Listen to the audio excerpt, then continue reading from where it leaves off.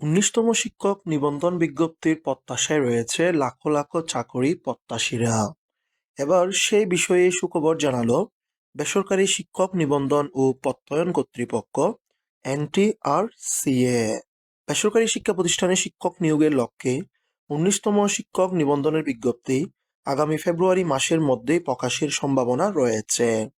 এমনটাই জানিয়েছে বেসরকারি শিক্ষক নিবন্ধন ও প্রত্যয়ন কর্তৃপক্ষ NTRCA. NTRCA chairman Mohammad Aminul Islam রোববার ২৫শে জানুয়ারি গণমাধ্যমে পাঠানো এক বার্তায় জানায়, ১৯তম শিক্ষক নিবন্ধনের বিজ্ঞপ্তি প্রকাশের প্রস্তুতি প্রায় চূড়ান্ত পর্যায়ে রয়েছে।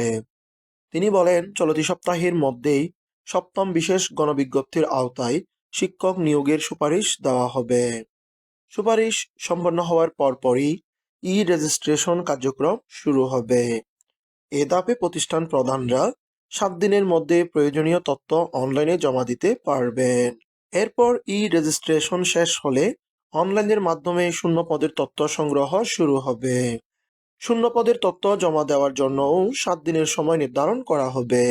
এনটিআরসিএ চেয়ারম্যান আরও জানান, রিকুইজিশন ও শূন্য পদের তথ্য যাচাই বাছাই শেষে ১৯তম শিক্ষক নিবন্ধনের বিজ্ঞপ্তি প্রকাশ করা হবে।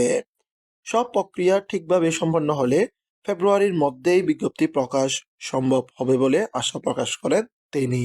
সেই হিসেবে ধরে নেওয়া যাচ্ছে আগামী ফেব্রুয়ারি মাসের শেষের দিকে ১৯তম শিক্ষক নিবন্ধন বিজ্ঞপ্তি প্রকাশিত হতে যাচ্ছে।